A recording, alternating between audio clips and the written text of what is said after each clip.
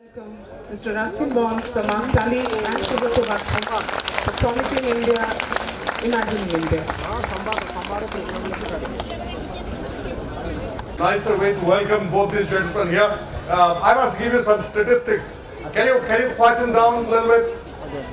I know this is time for birds to come home and chirp, but can you please quieten down? If you do, I will let you into some very sensational stuff. So first of all, coincidence of coincidences. To be famous, your first requirement is that you have to be either born in 1933 or 1934. Manoj Das, Mark Tully, and of course Ruskin Bond. So they're all 83 or 84. And the second interesting thing is if you are Brit by lineage, you are halfway there. And the third thing is that, of course, the two here have gone to public schools of the public school variety of the Raj. And then as young people, I should backtrack a little bit of displacement and some amount of difficulty, abandonment, sense of isolation in early childhood, at least acutely for one of them. But they overcome that and both go as young men to the United Kingdom, Britain, and that's where they grew up. They could choose to stay back, but something happens, both come back and then give entirely to their respective professions, somewhere along the line falling in love with radio, because I think that's something that is common to both of you. And having given good 60 years of devotion to life, both also are equally commemorated, at least in India, with the Padma Shri and Padma Bhushan. And the other interesting thing is at 83/84, both of them still have eternal youth. They have hair on their head. So my first question, what breakfast did you guys eat that keeps the hair intact, and what happened to me?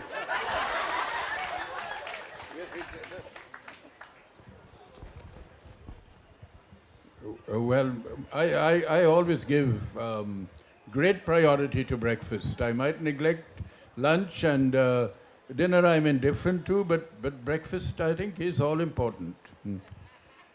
But if I start giving you the menu, and we might be here all night.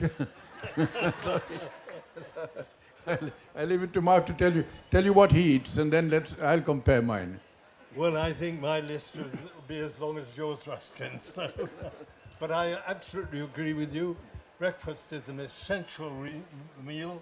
You can do without any other meal, but never, never do without breakfast, because you never know when you're going to get your next meal. And so, well said. So I'm sure all the moms in the audience are very pleased with that statement, and this is good information for all the young people who are sitting in the audience. So you're going to eat your breakfast from tomorrow, okay? Otherwise the world will have you for breakfast. There's another reason. If you're staying in a beautiful hotel like this, for having breakfast, it's free. Wow. So with that starters, I would like to get into some serious conversation. And for all the young people, these two gentlemen are particularly yours this evening. So hold your patience. I will come to things which I would want them to talk to you about. But until then, we'll have to muddle through a little bit of serious stuff, because the press loves serious stuff here, and particularly because sponsored by Sambad, we have to do some journalistic stuff to begin with, right? So my first question to both of you, and I have tons of questions as you can see here, so we'll try and be as brief as possible, even as I'm sitting in the middle of two great storytellers. First and foremost, given that you are at home in two nations, what is your take on a nationalism and patriotism? Do you think these sentiments necessary, inevitable, good, bad, whatever? Nationalism, patriotism. Well, I was really thinking about nationalism and patriotism just the other day, and in a way trying to differentiate between the two and decide what suited me better and what I was. And I think I feel nationalism is a feeling maybe that your country is the best in the world and it's better than any other land or country. And patriotism is maybe something where you know that your country is not the most powerful, not the best, not the richest, but you love it more than any other country. Wow. So I think, and that you're ready to, if you're a patriot, ready to give your life for your country. So I would always like to call myself a patriot. Nationalism is all right, fine. No harm in thinking you're the best. But you can't always be the best. And I think in order to take on life and the rest of the world, you must sometimes realize that there are stronger people, but that you can defeat them. Well, I would like to believe that you can be a citizen of two countries. I love India and I love my native country of Britain. I think I would entirely agree with what Ruskin has said about the difference between nationalism and patriotism. I think nationalism has dangers attributed to it. In my own lifetime, having been born before the Second World War, I saw as a child the dangers of nationalism coming taken too far. But patriotism is a genuine virtue, I think, a love of your country, which does not mean, and I would absolutely stress this, that in any way you hate, dislike, or fear other countries. But patriotism is about that sense of belonging, I think, and we all have to belong in places, otherwise we're nobody, we're flying around the place. And I think patriotism is a result of that very necessary feeling of belonging. Wonderful. That's really nice. And to that, I do want to ask you a follow-up question, Mark. So do you see us running into risk of knocking on the door of nationalism a little too often these days, or you think, no, it's just a passing thing, or you think it's not there at all? Well, that's a difficult question to answer. I think what I would say is that in some ways, some people seem to have got it into their heads that nationalism is all about not just thinking your country is the best in the world, which can be laudable, but also being opposed, looking down, even feeling hostile towards another country or other countries. And that, I think, is not something which should be prevalent. Great. So on that point, let me turn to something controversial. And earlier when we were having a conversation, Ruskin did tell me that he is not a controversial person. So I'm going to deflect that controversy onto Mark, and who better than to be the face of BBC in India all this time, and who has been in a little bit of not self-created, but created by somebody else kind of controversy. Mark, my question to you is fake news. You have been in fake news recently. Please give us your take on fake news. Well, fake news is deplorable. It's all part of the dangers of social media. Social media has pluses, but it has big minuses. And two big minuses are fake news and its sister, rumor mongering. And I'll tell you very briefly of a fake news which I myself suffered. There were two dispatches which appeared on the net, apparently written by me, saying this dispatch is from Mark Tully. One of them was very offensive about Sonia Gandhi. The other was very over-effusive about Narendra Modi.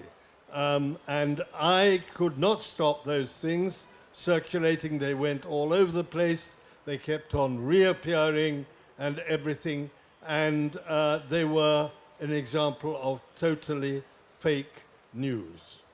And as I said, I think that is deplorable, and it's one of the dangers of the internet.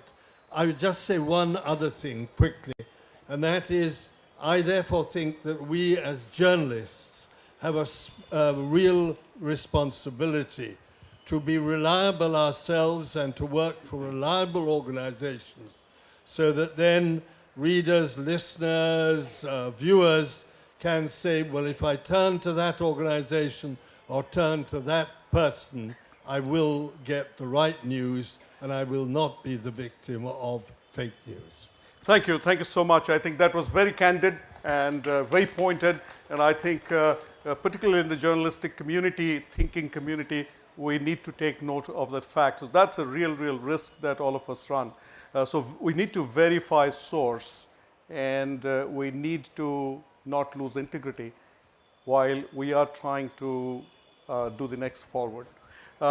With that, we're going to shift to a question for Ruskin. But before that, this is Ruskin's book. If you haven't bought it already, this is Ruskin's Lone Fox Dancing. Lone Fox Dancing. Can the gentleman there please lower his voice? Sir?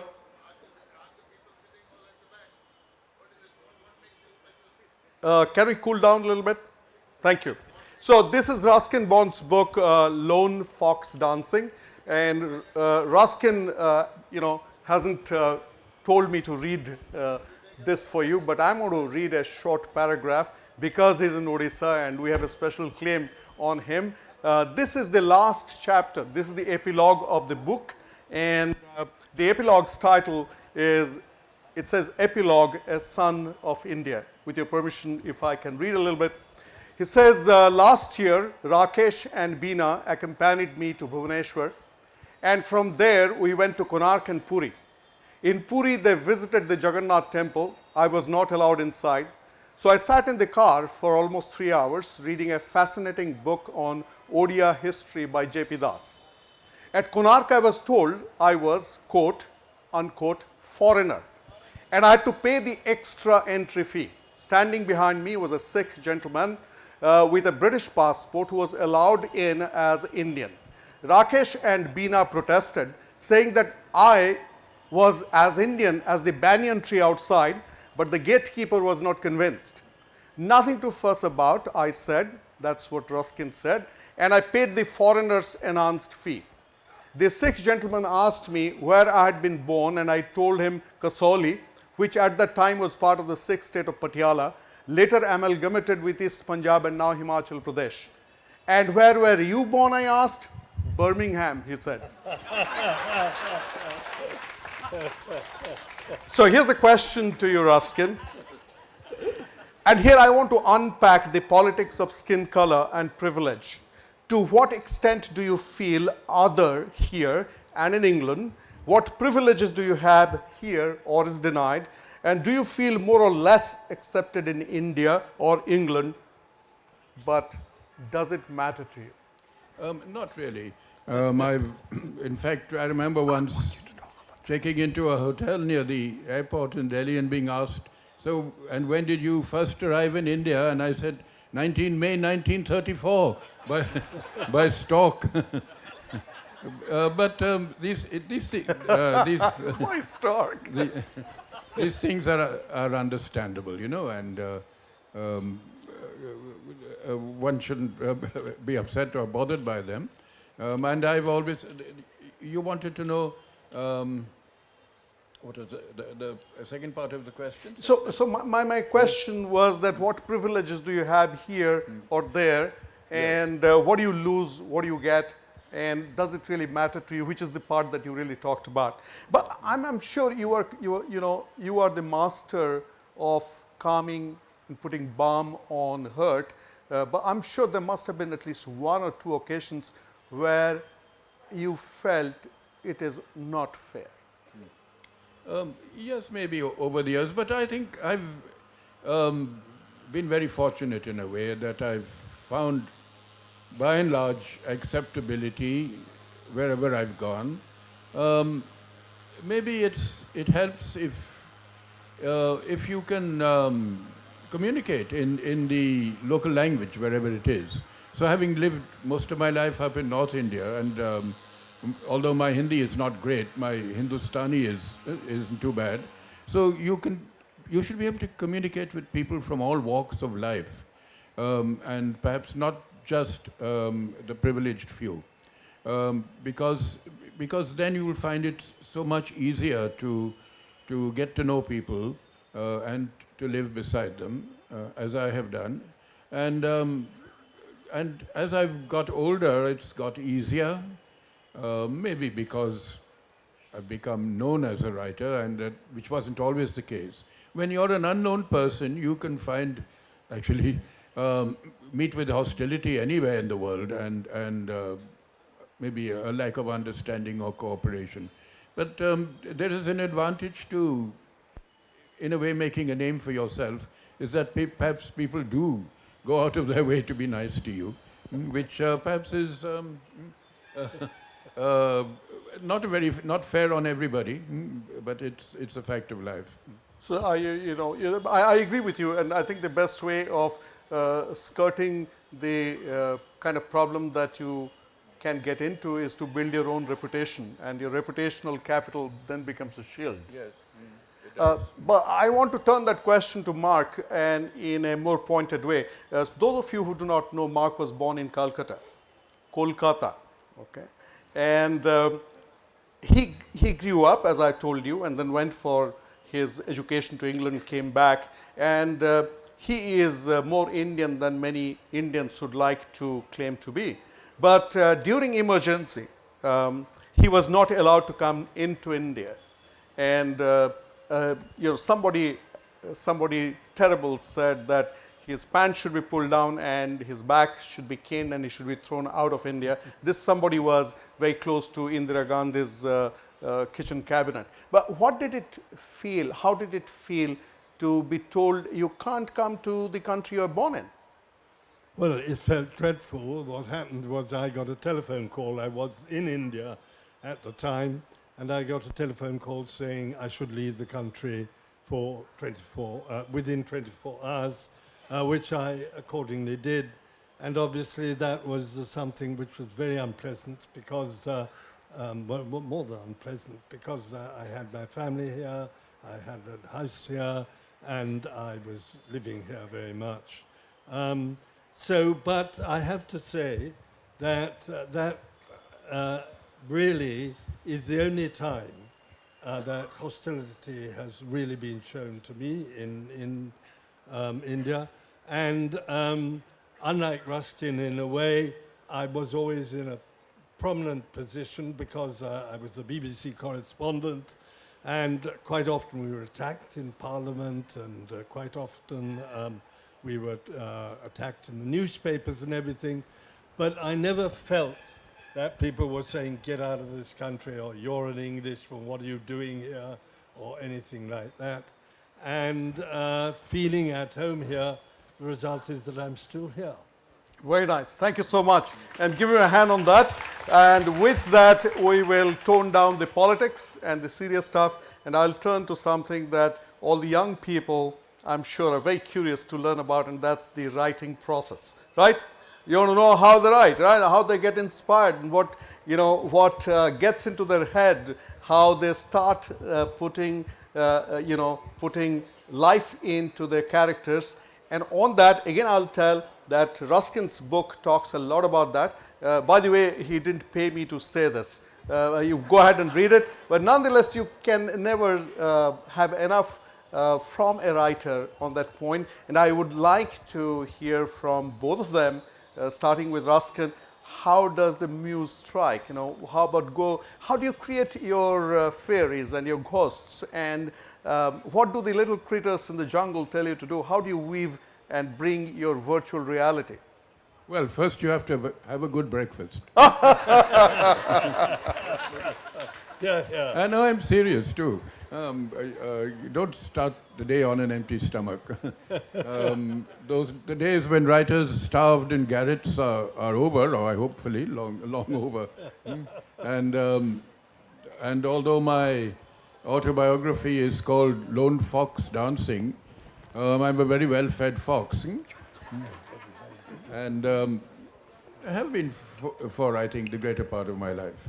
But I've, you know, when 1950, when I finished school, and in those days, writing wasn't a very fashionable occupation, at least not in India.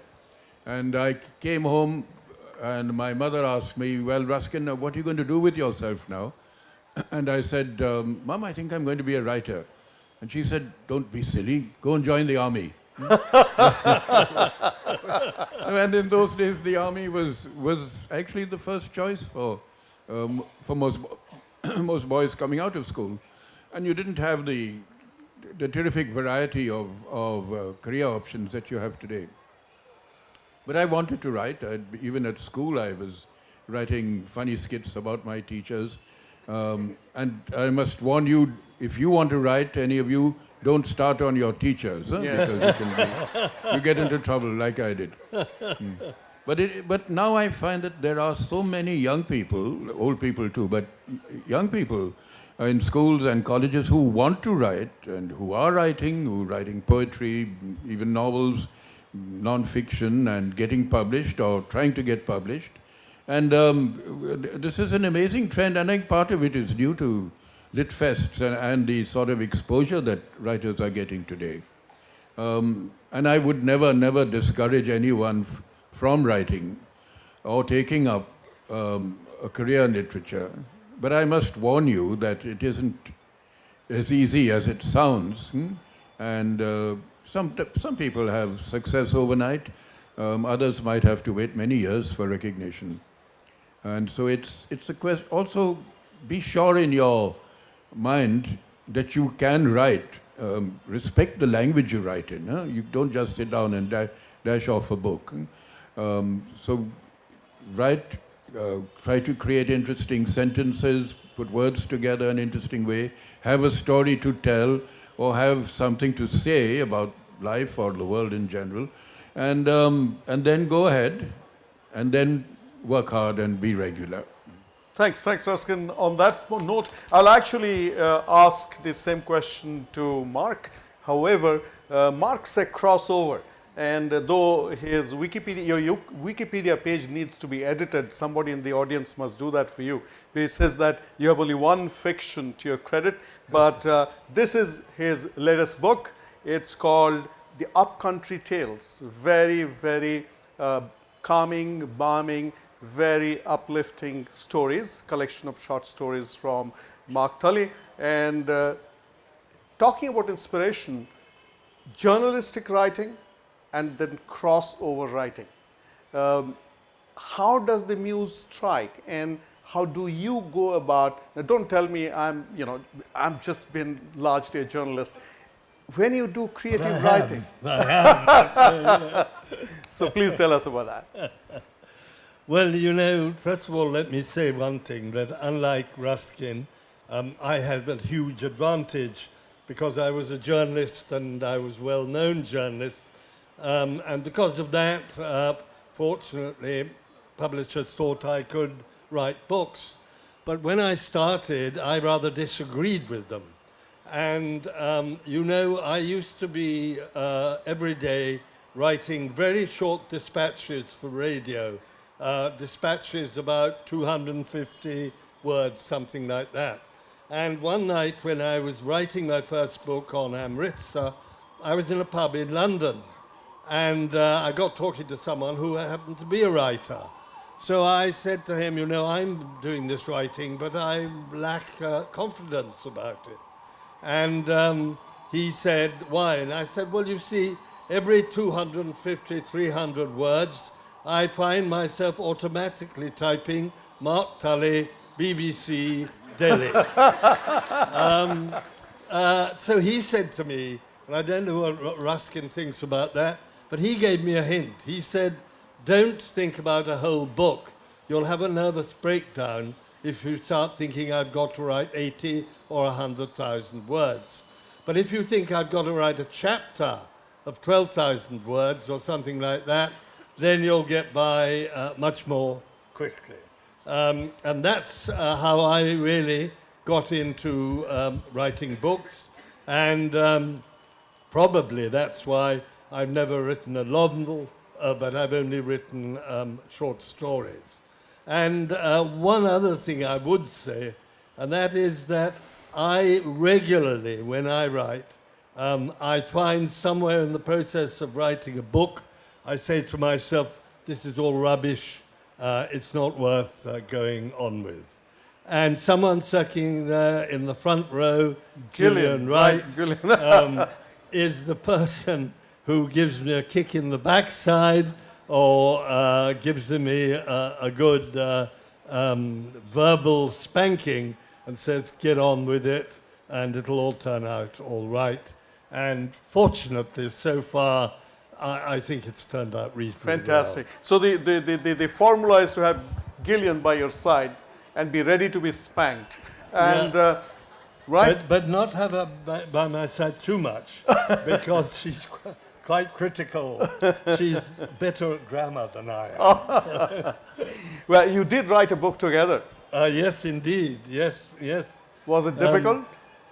He said he wouldn't like to co-author a book with anybody because he will be blamed if the book is not right. So, well, I think fortunately there was no blame at the end of this. Very good, very good. But all I can say is really, in a way, some of my other books, I've always acknowledged Gillian's role, and probably I should actually have put her on the author's page as well. Fantastic. So thank you so much. Give him a hand on that point. And to the great partnership, the great friendship, companionship, and co-creating journey that both of them are enjoying. And so I do want to ask you one question. I will ask the same question to Ruskin. Ruskin has talked about this in his books many times. You have not been writing about this particular aspect too much, I find. So, and this is particularly for my young friends here. Are there one or two books that you have found, as you grew up particularly, to be soothing in difficult times, that have helped you calm down, that helped you to see hope? So what are those? Not just favorite books, but books that soothe and calm and that are gentle on you.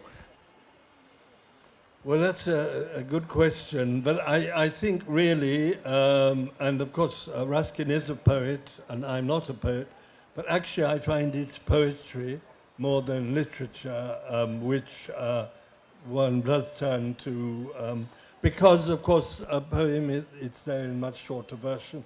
You don't have to read a whole book or anything like that. And if I just give you one example, that is a religious example, but it's absolutely true for me. And that is Gerard Manley Hopkins' poem, The Grandeur of God. And the last two lines, it's all about how, despite all the pollution, all the everything, the fact that we have trod, we have trod, we have trodden, he said, that nature still survives. And he says, this is because the Holy Ghost or the bent world broods with warm body and our bright wings. And that phrase comes back and back to me when I have moments of doubt, despair, or anything Beautiful. else. Very, very, very well put. Very well put. Thank you so much. And Ruskin, books that heal and books that, you know. Well, like Mark too, I've often turned to poetry for healing or inspiration, and even I'd say as a boy I enjoyed a certain type of poet, the nature poet. So in particular, perhaps Walter de la Mare, who wrote about nature, he wrote about also the supernatural, and other known nature poets, English nature poets like John Clare and Robert Herrick and Wordsworth, of course. And so poetry was always there, but I think the book that made me want to become a writer was when I was 12 and I read David Copperfield by Charles Dickens, and in it young David grows up to become a writer, and on the way to, he runs away from home and runs away from school, and So I decided to emulate him. Well, it took me a long time to become a writer, but before that I ran away from school and I ran away from home. On both occasions, though, I never took enough pocket money with me, so I came back generally with my tail between my legs, and the day I came home after being away 2 or 3 days, and my mother was there, she didn't say anything, and I said, well, Mom, what's for lunch today? I didn't have breakfast that day, you see, so lunch became important for a change. So there you are. That was a formative book, and then after that I read everything by Dickens, and because his characters stood out so much, and he wrote out of his own life too, and his own childhood was reflected, I think, in many of his great works, like Copperfield, like Oliver Twist, like Nicholas Nickleby, Great Expectations. Childhood and boyhood played a very great part in it, as childhood and boyhood has played a great part in my life. So there it is, and other books one discovered along the way, from the classics and the Brontes to then into what were then more modern writers like Somerset Maugham and Graham Greene, and lighter writers like Wodehouse and Agatha Christie. I read everything that came my way, and still do actually. Though now I perhaps like reading biography. So name your most favorite contemporary Indo-Anglican writer, poet, and I don't know. I don't have one. I think no particular. Okay. What about you? Well, no, I agree with Ruskin. I don't like this most favourable. I mean, Okay, if you like a lot of things, why say this one is better than that one? Okay, so name two. Name two or name three. Yeah. No, okay. I get your point. I absolutely get your point. At this point, we'll take a question from somebody who is less than the age of 18. So you have to bring your Aadhaar card before you. Okay. One question from a young, less than 18-year-old man, and one question from a less than 18-year-old young lady. And then I will resume my questioning. So raise your hand. There you are. So one young lady, one young man. I see two. I can't make out whether you are young men or women. There you are. So very good. Why don't you come forward, and so everybody sees what you look like. So come and let the light shine on them. Come on over. Come on over. Tell us what's your name. Come, jump over people's head. Don't take so much time. Because from here we can't see you. The lights are in our eyes. Yes. So come behind us. Take the microphone in your hand. The power is with you. Come, jump. Okay. Which one to do that? We just reach here? Yeah, be here. Come. Don't pat my head. So, Thank you so much, sir. first tell us who you are, and tell us what's the question and who of the two gentlemen you want the answer from. My name is Sarjana, and I'm a student of class 9 of Loyola School, Bhubaneswar, which is situated just a little distance away from here. And my question is to Mr. Bond. And we are actually, in our syllabus, we have a story called A Face in the Dark. And it was really one of my cherished dreams to once meet Ruskin Bond and ask him this question, which has been worrying me so much. Come closer. Worrying me so much right from when I read that story, and afterwards when we were given questions to answer on it, and when we were given a question paper in the examination hall to answer on it. I'm really troubled, sir, that to know there was a particular phrase which you used in that story. I hope you remember that now. Do you want me to come to the examination hall and help you? And I'm sure that many of my friends who belong to the same school have the same question in their minds. So if you could please clear our doubt, it would be a great help to many of us out here. Even our teachers who actually tell us that only Ruskin Bond can answer your question. Very nice. Well said. So there was a phrase which you used in that story, which said, before Kipling's time. And you were mentioning about the Eton of the East. And actually, you were introducing the protagonist, who was Mr. Oliver, and who was a school teacher. And his school was regarded as the Eton of the East. Right. And over there, you mentioned, you talked about India in particular, and the phrase was before Kipling's time. Could you please explain what did you mean by Kipling's time? Before Kipling's time, you see, this story was set in Simla. At a time when I was at school there. And in those days, that particular school, Bishop Cotton, was referred to often as the Eton of the East, Eton being a very famous public school in England. So it was being compared to Eton. It may not have been anywhere near as good as Eton, but some people like to think so.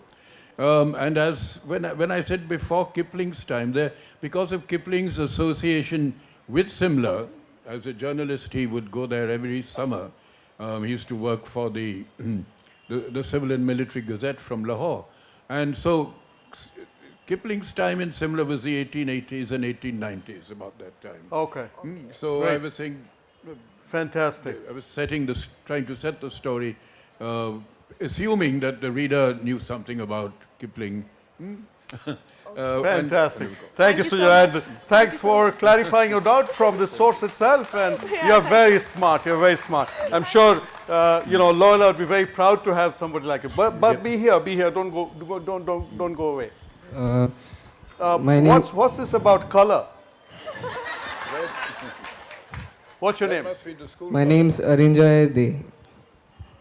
I am also a student of Loyola School. Okay. I am just a classmate. Okay.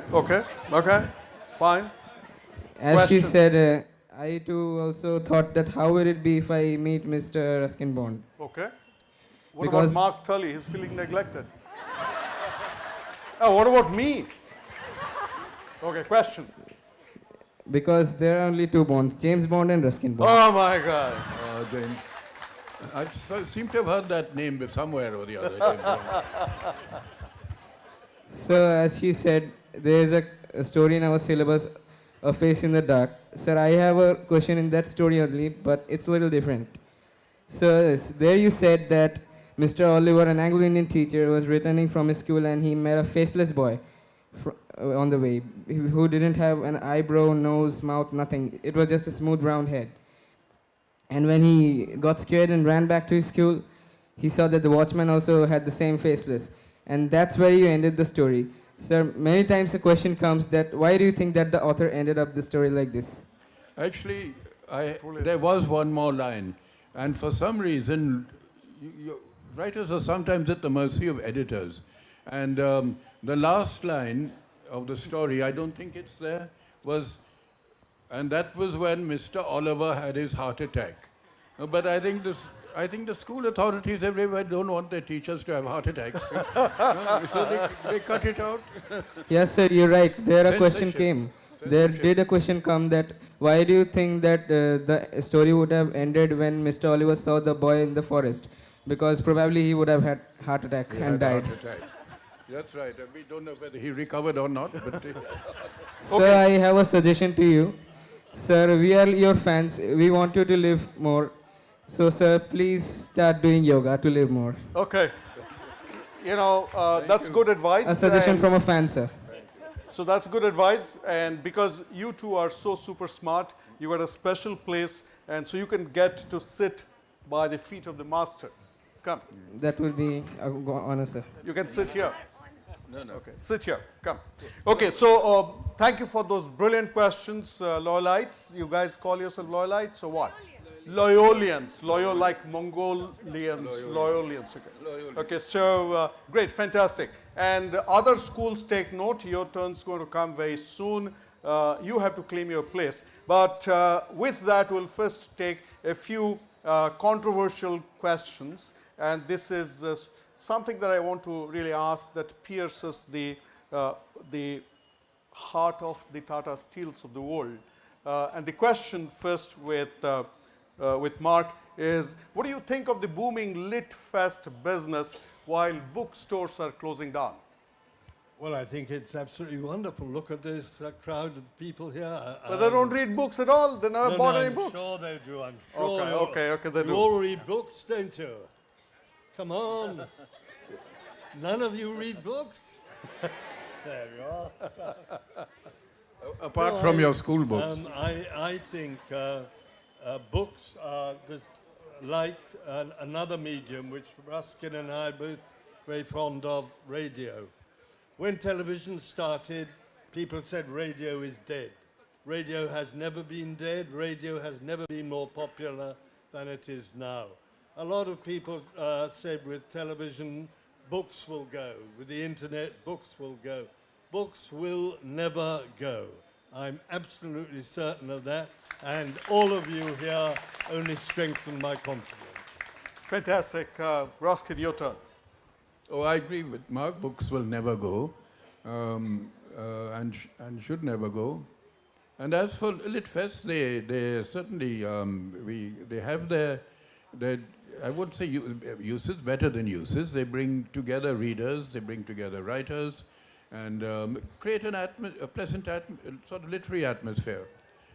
Not all writers are good speakers, and I never was much of a speaker. In fact, it's by coming to Litfest that I've got into the habit of talking a bit.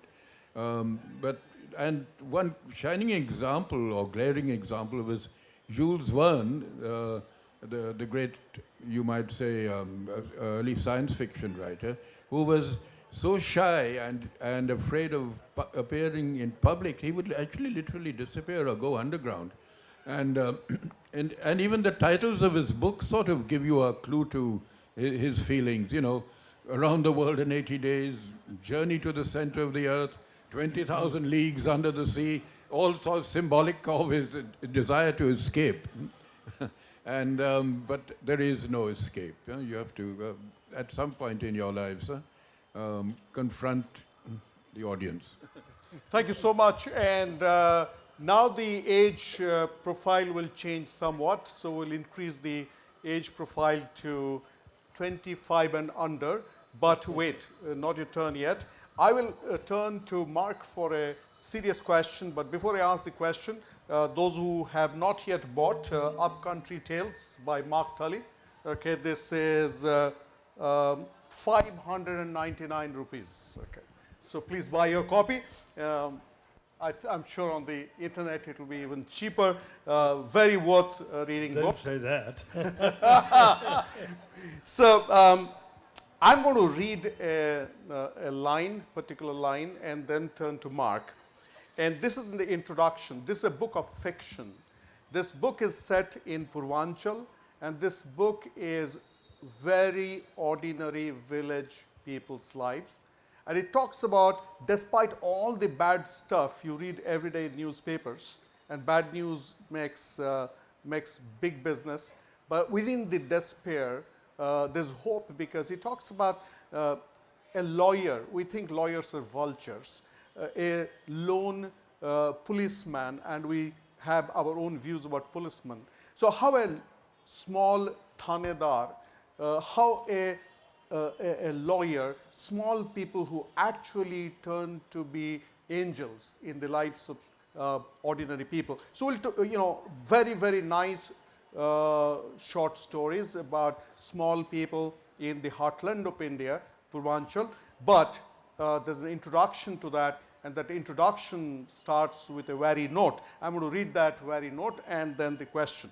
So it says, India now has a rapidly growing economy, but looking back on the 80s could also puncture unjustified optimism about that economic growth by demonstrating how little progress has been made on solving the country's fundamental problems of bad governance, social and economic inequality, and institutional decay, all evident in these stories of the 80s and still evident today. So here's the question, Mark.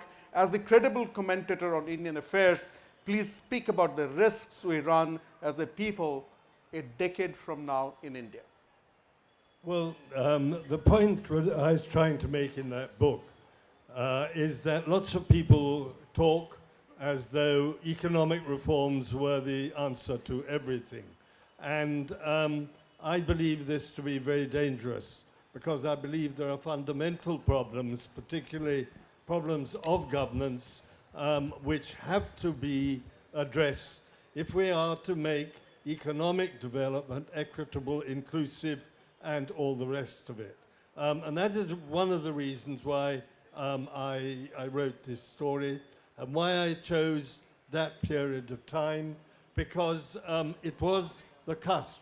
It was just before the major economic reforms of 1991. And so what I want to people to do when they read these stories is to say, yes, we've had all these economic reforms, but in many ways on these issues, particularly the issues of equity, justice, health, education in rural India, how much progress have we made? And then to address their minds to the question of why we have not made more progress and what can we do to make more progress. So I hope that there's a purpose that these stories will serve. But I do want to say also that I hope the stories are not too serious.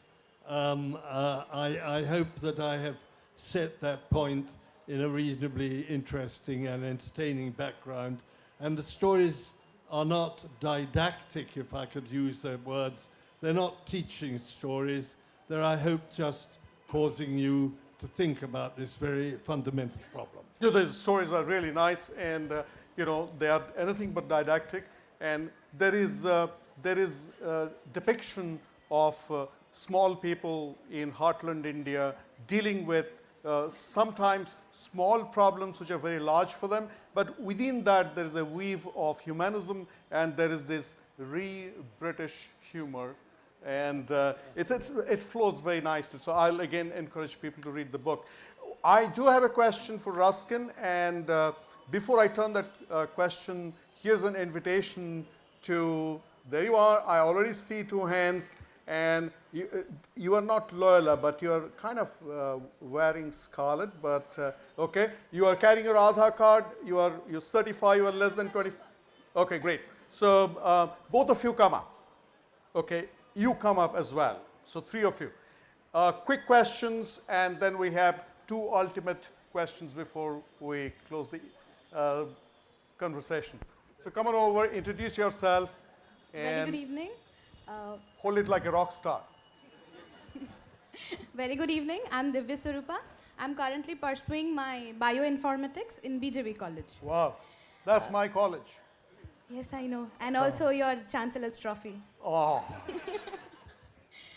My question is, no offense at all, but as we travel down the memory lane, we see books that are more based on ethics, values, and of how common man can be an angel to ordinary people, just as you said, and all the little things that we miss out. That was the essence of a writer back then, that he brought out all that we intentionally or unintentionally missed out. But as we come to the present era, as we stand here and boast about our new age writers, we see books are more based on, how the couples walk, how they move, how they, all those little stuffs, their very stuffs, and it generally passes on to ultimately having the physical relationship. So what's wrong with that? No, my question is, so what about the values, the ethics that are eroded? And what about the things that the way, a writer used to see? And for the present generation, that is a little bit or more gone. So my question is, how a present era person, or like a person like me, how is she supposed to look into the world? With books coming up, more or less, not based on the ethics or values or, anything related to our roots. Okay, so Ruskin, you go first. Very difficult question, but I'm very impressed. I can see you're going to be a writer, and so I leave it to you to solve that problem as a writer. No, but what impresses me about her is it's a bioinformatics student asking a question that would be expected from a student of serious English literature and a critic. So great, thank you. Well, I very briefly, all I'd say, I think one of the things you are suggesting is something which I personally feel, and that is, I think a lot of writing nowadays I describe as adjectival, too much description, and in a way the story gets lost in all the description. And I do feel that myself. But I sometimes been told that my writing is not descriptive enough, so I don't know what the answer is. And as Ruskin said, perhaps you'll provide it for us. Very nice. You can sit here next to. And one quick question to Ruskin, sir. Sir, did your grandma really climb trees? No. You see, I had a very stern grandmother who actually wasn't the kind type that you usually read about. So when I started writing stories about a fictitious childhood, I invented a grandmother who did all sorts of extraordinary things. Huh? I always wanted to ask you. So I believe that he is the first creator of real virtual reality. Okay, so come sit here. Questions from you first, and then you go next. Good evening, sir. My question is to Mr. Rockstar. Mark Tully, sir. No. Yes, that's better. Sir, before I ask him the question, I want to say you something. So I'm really inspired by your confidence and your way of speaking. Mwah. Thank you, sir. So my question is, so as you said, you are a journalist, rather you are a well-known journalist. So why you choose, means what the thing which inspired you or compelled you to be a writer? So was the incident behind being a writer? Good question. Yeah. Well, I think the answer to that is no. I can't claim any great inspiration or great burning desire in me. It was because I was a well-known journalist. I have to face that fact. And a publisher asked me to write a book. Before that, I really never much thought of doing it. I used to think of myself as essentially a radio journalist. And I have to say that although I've written several books, my first love is absolutely still radio. I love doing radio, and I still do radio. I have 20 programs a year on BBC regularly. So perhaps I'm less of a writer and more of a radio journalist. No, you are as great a writer as a radio journalist. But what's your name and what school do you go to? I'm Sulagna and I'm from Prabhuji English Medium School. It's situated in DSS now. Fantastic. Come sit with us here. Sir, I want to say something to Ruskin. Okay, sir. quickly. Sir, I really love the story you have wrote, The White Elephant. It's really one of my favorite stories. Thank you, dear. Thank you. Sulagna, come and sit with us. And sir. Sir, my question is to Ruskin, sir. What's your name? And I like the good looks. So my name is Sumiran Misra of Prabhuji English Medium School, VSS Nagar. So my question is to Ruskin, sir. Sir, I am a great fan of your writing. I've read many of your stories, The Adventures of the Rusty. So many of your stories and also novels are based on the character Rusty, who is quite adventurous and had to face many challenges in his life to reach his destination. Sir, how can you relate your life with that one of the Rusty? Rusty in a way is my alter ego or other self. And when I wrote these stories, some of them long ago, and I wrote them in the first person. And actually it was one of my editors who came along and said, why don't you now give an interesting name to the main character? So, and he wanted a name that would be rather similar to mine. So I chose Rusty because, well, as a boy and at school I was often called Dusty, D-U-S-T-Y. But Dusty is associated with dustbins and things like that, so I thought Rusty would be better. And then I realized that Rusty is also associated with rust and things that get very rusty. So you can't win.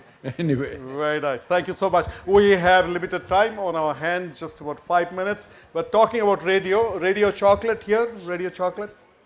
The Radio Chocolate guys here, they will be very happy to get that endorsement that radio is alive, well, and remains your first love.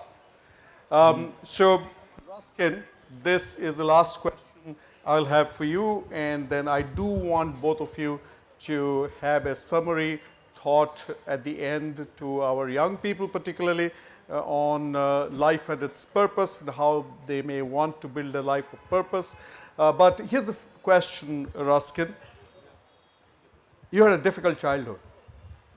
It's a childhood of abandonment, a childhood of isolation, sometimes despair, a lot of loneliness, and a childhood which also had its brush with cruel adults. Now, you are Ruskin born, 84, you are eminent, you are known the world over. Children get hope by reading the kind of stuff that you write. And here's my question.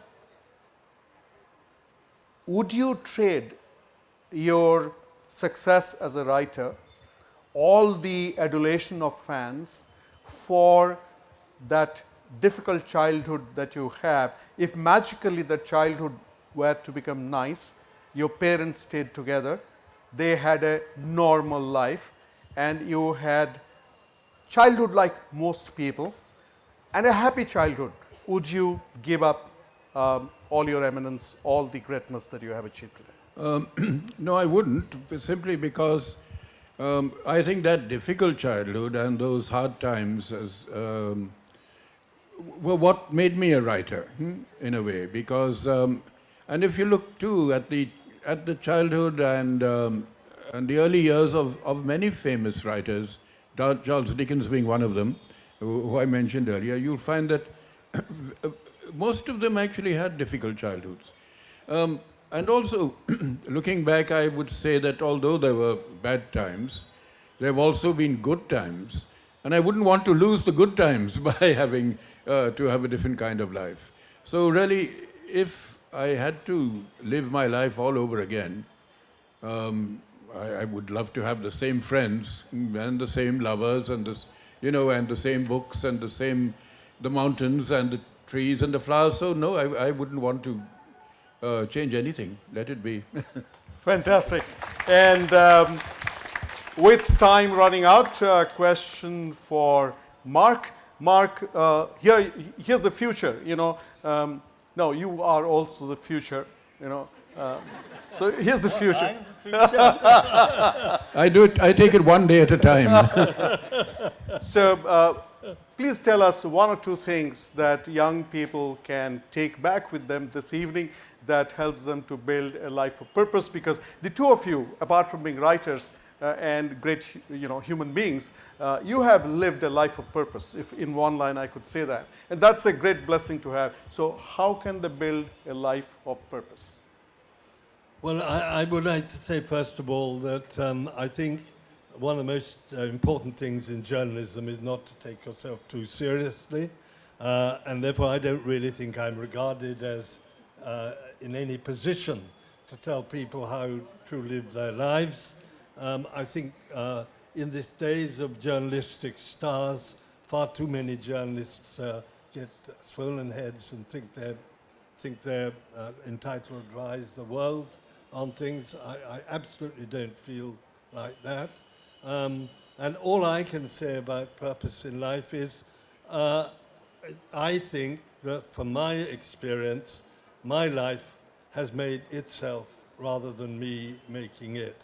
And I have a very dear friend who's now 90 years old, and he says, follow your joy. Follow your joy. Follow your joy. In other words, do what you want. In the best sense, I mean that. Find what you like doing and do that. Fantastic. So find your passion, follow your joy, but never get swollen-headed. Okay, don't take yourself too seriously. And Sir Ruskin Bond. I go along with Mark there. Certainly, find what you like doing and do it well. Also, be yourself in a way. Be true to yourself. Don't try to don't try to be something that is foreign to your nature.